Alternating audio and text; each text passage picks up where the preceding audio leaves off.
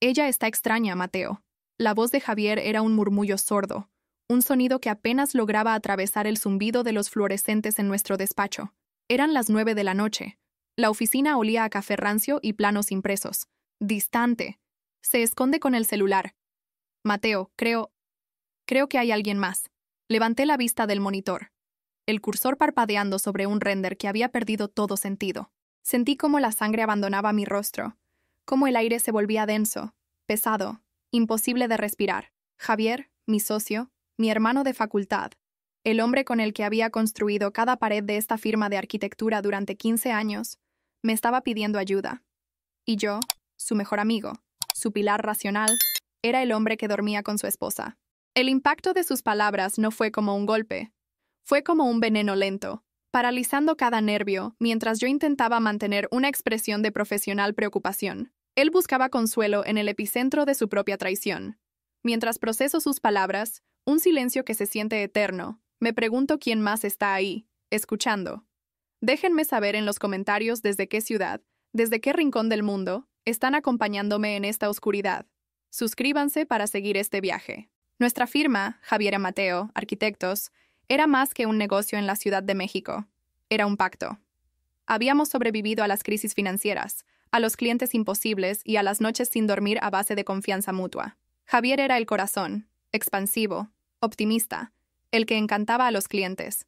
Yo era el cerebro, el racional, el estructurado, el que se aseguraba de que los edificios no se cayeran. Compartíamos frustraciones y los almuerzos de los jueves, donde él hablaba de Sofía y de sus hijos, y yo hablaba de trabajo. Nuestra simbiosis era total, una hermandad forjada en el estrés del CAD y los sueños compartidos. Verlo ahora, desmoronándose bajo las luces de la oficina que habíamos diseñado juntos, me hacía sentir como un impostor en mi propia vida, un ladrón que había entrado a robar, no objetos, sino la estructura misma de su realidad.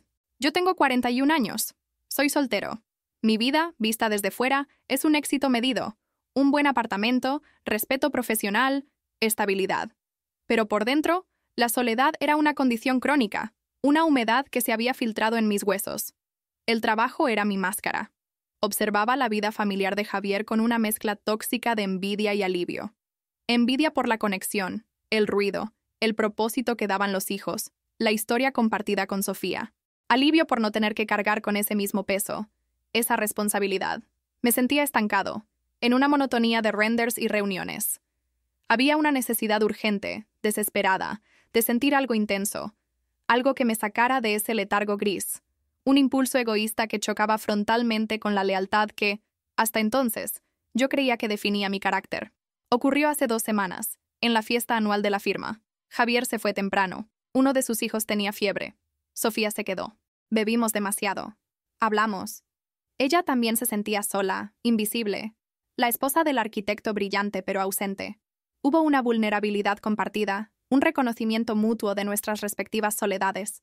Lo que debió ser un error único, un desliz impulsado por el alcohol y la fragilidad del momento, no lo fue. Fue un incendio rápido, un acto de combustión espontánea en el estacionamiento. No fue planeado, pero fue brutalmente intencional en su ejecución. Fue el tipo de error que sabes, en el instante en que sucede, que no tiene vuelta atrás, que has cruzado una línea que redibujará todo el mapa de tu vida. El verdadero desequilibrio no fue el acto en sí, fue la continuación. El secreto. El sexo con Sofía, en los días siguientes, se volvió rápido, ansioso, cargado de una culpa que, irónicamente, lo hacía más intenso. Era mi escape de la monotonía, la adrenalina que tanto había anhelado. Pero el precio era este momento. Javier sentado frente a mí, con los ojos vidriosos, confiándome su mayor miedo. Ella está extraña. Sí, Javier, lo estaba. Estaba extraña porque yo había manchado su matrimonio, y ahora estaba a punto de manchar nuestra amistad con la mentira que se formaba en mi garganta. La trampa se había cerrado. El hombre al que él acudía en busca de lógica era la causa misma de su caos emocional. Debe ser el estrés del trabajo, Javi, le dije.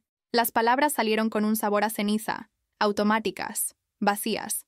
¿Sabes cómo se pone con los proyectos de fin de año? Dale espacio. Fue el consejo más vago, el más cobarde, pero fue lo único que mi cerebro paralizado pudo articular. Javier asintió, aunque sus ojos no parecían convencidos. Buscaba un salvavidas, y yo le estaba arrojando una piedra. cada sílaba que pronunciaba para tranquilizarlo. Era una palada de tierra sobre la tumba de nuestra amistad. La culpa no era un sentimiento limpio, era una náusea física, una presión en el pecho que me impedía mirarlo directamente a los ojos. Me convertí en actor, interpretando el papel del amigo leal, mientras el guión de mi traición se escribía en tiempo real en el rostro devastado de mi socio. El despacho se transformó en un campo minado emocional. El aire mismo estaba viciado. Cada risa compartida, cada café matutino, cada decisión sobre un proyecto, se sentía como una farsa. ¿Cómo podía discutir la integridad de una viga maestra con él, cuando mi propia integridad moral estaba hecha polvo? Javier, en su vulnerabilidad, buscaba más mi compañía. Me invitaba a almorzar. Me pedía consejo, no solo sobre Sofía, sino sobre todo. Y yo tenía que sentarme allí, masticar la comida y mentir. Mentir sobre por qué Sofía podría estar distante. Mentir sobre que todo iba a estar bien. La complicidad profesional que nos había definido, esa capacidad de terminarnos las frases el uno al otro, ahora estaba envenenada por la complicidad de mi traición. El sexo con Sofía continuó, pero cambió drásticamente. Lo que había sido excitante y transgresor la primera semana, ahora era un ejercicio de ansiedad y sordidez. Ya no era el deseo de sentir algo intenso, era la necesidad de mantener el secreto. Nos veíamos en lugares discretos, hoteles de paso, siempre con la sensación de estar siendo observados. Ella parecía tan desesperada como yo, pero por razones distintas. Yo intentaba manejar mi culpa. Ella parecía estar huyendo de su propia vida. El placer se había evaporado, dejando solo el residuo pegajoso de la adrenalina y el miedo a ser descubiertos. Cada encuentro era un clavo más en el ataúd de mi conciencia, y cada despedida me dejaba sintiéndome más sucio y más cómplice. Javier no mejoraba. La duda lo estaba consumiendo. Empezó a afectarlo físicamente. Perdió peso. Sus manos temblaban ligeramente al sostener el lápiz sobre los planos. No sé qué hacer, Mateo. Siento que la estoy perdiendo. Su dolor era palpable. Una presencia física en la oficina. Ya no era solo miedo. Era una certeza que crecía en él, y yo era su único confidente. Escuchaba sus teorías, sus miedos de que ella estuviera con alguien de su gimnasio, o un viejo amigo de la universidad. Yo asentía, ofrecía palabras vacías, mientras mi interior se retorcía. La lealtad que le debía como amigo estaba en guerra directa con el instinto de supervivencia del culpable. Y el instinto de supervivencia, ese impulso animal de protegerse a uno mismo, estaba ganando. Mi propio trabajo empezó a deteriorarse. Cometía errores estúpidos en los cálculos. Me quedaba mirando la pantalla por horas, incapaz de tomar una decisión creativa. La arquitectura demanda claridad, y mi mente era un pantano de engaños. No podía concentrarme. La culpa me estaba robando el talento, la pasión. Ya no me importaban los edificios, solo me importaba gestionar la mentira. Me di cuenta de que el sentir algo intenso que había buscado no era esto. Esto no era pasión, era corrosión. Estaba destruyendo a mi mejor amigo, estaba destruyendo la firma que había construido, y me estaba destruyendo a mí mismo desde adentro hacia afuera. Intenté terminarlo. Le dije a Sofía que no podíamos seguir, que Javier sospechaba, que esto estaba mal. Mi intento fue débil, una súplica más que una decisión. Pero el secreto compartido nos había creado un vínculo perverso. Éramos rehenes el uno del otro, solo un poco más, decía ella. Necesito resolver algunas cosas. Yo no entendía qué tenía que resolver, pero en ese momento, su desesperación se sentía tan grande como la mía. Estábamos atrapados en una espiral descendente, y yo había perdido el control de la caída. Ya no se trataba de deseo, se trataba de cuán profundo iba a ser el cráter cuando finalmente impactáramos contra el suelo. El peor momento fue una cena. Javier insistió. Para limar asperezas, dijo, intentando forzar una normalidad que ya no existía.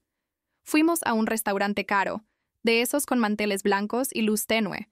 La tensión era tan densa que se podía cortar con el cuchillo de la carne. Sofía y yo apenas cruzábamos miradas. Javier hablaba sin parar.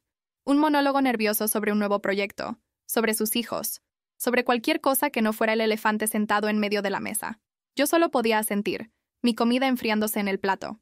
Cada bocado un esfuerzo titánico.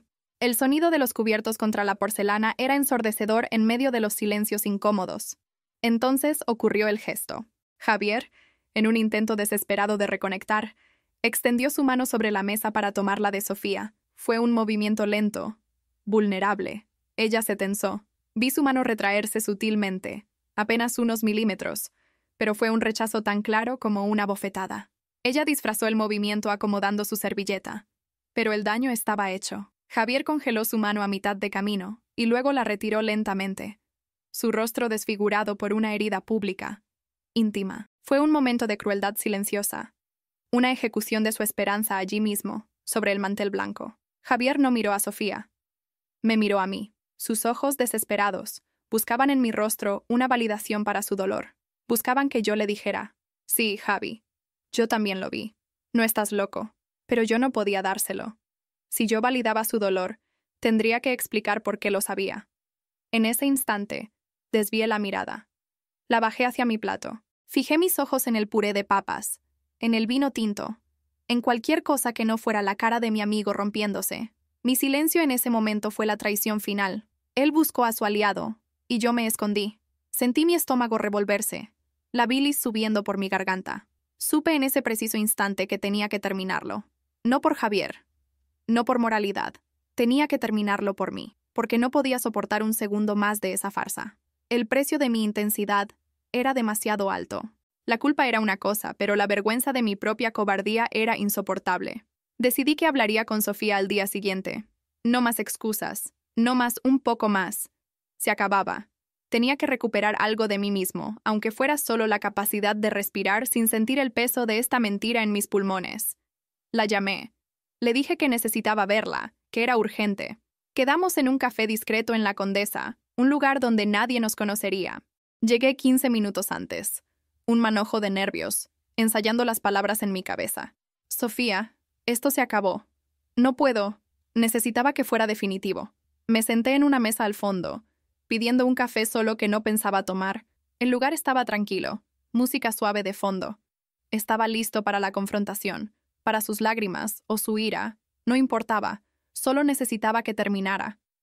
Entonces la vi entrar, pero no venía sola. Un hombre la acompañaba. No era Javier. Era alguien que yo no reconocía. Alto, bien vestido. Mi primer pensamiento fue que era un cliente, un colega. Se sentaron en una mesa cerca de la ventana, de espaldas a mí, y entonces él le tomó la mano. No como Javier había intentado la noche anterior. La tomó con una familiaridad posesiva y ella entrelazó sus dedos con los de él.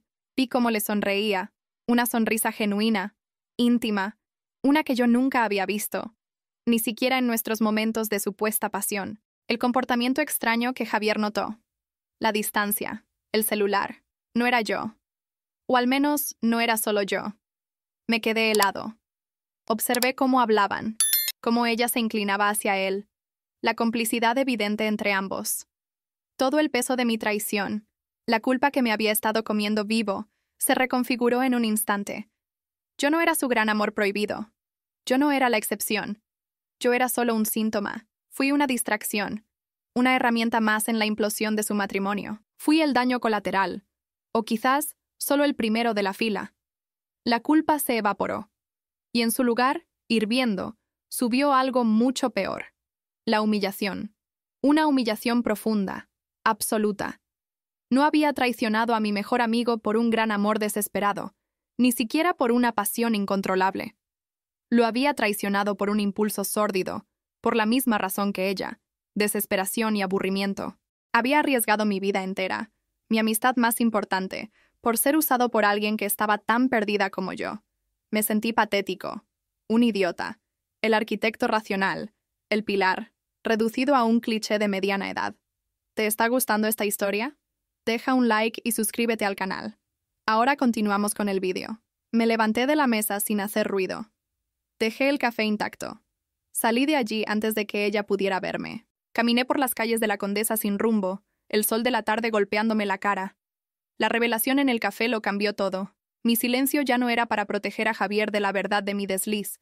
Mi silencio era para protegerme a mí mismo de la vergüenza de mi estupidez. Entendí, con una claridad brutal, que la verdadera traición no fue acostarme con Sofía. La verdadera traición fue sentarme frente a Javier, día tras día, escuchar su dolor, mirarlo a los ojos y mentir. Fue esa complicidad silenciosa, ese asentimiento cobarde, ese fue el acto imperdonable. Pasaron 2 días. 2 días en los que apenas pude funcionar. La oficina era una tumba. Javier intentó hablar conmigo, pero yo lo evitaba. La humillación se había asentado como un sedimento tóxico. Ya no podía sostener la farsa, no para protegerla a ella, y ciertamente no para protegerme a mí. La única salida era la verdad. No una verdad para buscar redención, porque sabía que no la había. Solo la verdad para terminar con la mentira. El sábado por la mañana, cuando la oficina estaba vacía, lo llamé. Javi, necesito que vengas. Tenemos que hablar. Él llegó en 20 minutos, su rostro cansado, esperando, quizás, otra sesión de terapia con su amigo. Lo hice pasar a la sala de juntas, el lugar donde tomábamos las decisiones importantes. La luz del sol entraba a raudales, iluminando el polvo en la maqueta de nuestro último proyecto. No me anduve con rodeos. No hubo preámbulos. Javier, mi voz sonó extraña, seca. El motivo por el que Sofía estaba extraña fui yo. Nosotros dormimos juntos. La confesión fue así, brutal, quirúrgica, sin anestesia. Omití lo del otro hombre. Eso era crueldad innecesaria. Era la historia de ella, no la mía. Mi traición era suficiente. El silencio que siguió fue absoluto. No fue un silencio de shock. Fue un silencio de procesamiento. Vi cómo su mente conectaba los puntos. Las noches tarde, mi evasividad, la cena. Javier no gritó. No me golpeó. Simplemente me miró, y su mirada contenía todo el peso de nuestros 15 años de amistad desmoronándose. Luego, hizo la única pregunta que importaba, la que definía el verdadero alcance de mi engaño. Con una voz apenas audible, preguntó, ¿Cuándo te lo conté? Se refería a su primera confesión, a su miedo de que ella tuviera a otro. Esa misma noche, respondí. Esa fue la confirmación, la duplicidad. El momento en que supo que yo no solo había sido desleal como hombre, sino que lo había traicionado como amigo en su momento de mayor vulnerabilidad. Vi algo romperse en él, una luz que se apagó. Se levantó lentamente de la silla, acomodó su chaqueta y caminó hacia la puerta. No dijo nada más. No hubo insultos, ni llanto. Solo ese silencio ensordecedor. Salió de la sala de juntas, salió de la oficina y salió de mi vida. La sociedad, nuestra hermandad, todo, terminó en ese pasillo. Los abogados se hicieron cargo de todo. La disolución de la firma fue rápida y clínica. Dividimos los proyectos, el personal, las cuentas. Nunca más volvimos a hablar. Javier se quedó con el dolor de 2 traiciones simultáneas. La de su esposa, de quien supe que se divorció meses después, y la de su mejor amigo. Yo me quedé con la culpa, pero sobre todo me quedé con la vergüenza. Me quedé con el despacho vacío, con los planos a medio terminar, y con la certeza absoluta de que no hay reconstrucción posible para ciertos actos. No hay un nuevo comienzo. Solo hay el vacío que deja la confianza cuando se quiebra irreparablemente. ¿Alguna vez un silencio ha pesado más que 1000 palabras? Dejen un corazón roto si alguna vez han sentido el peso de una confianza quebrada. Suscríbanse para más historias humanas, sin filtros. Comenten, la confianza es todo, si están de acuerdo.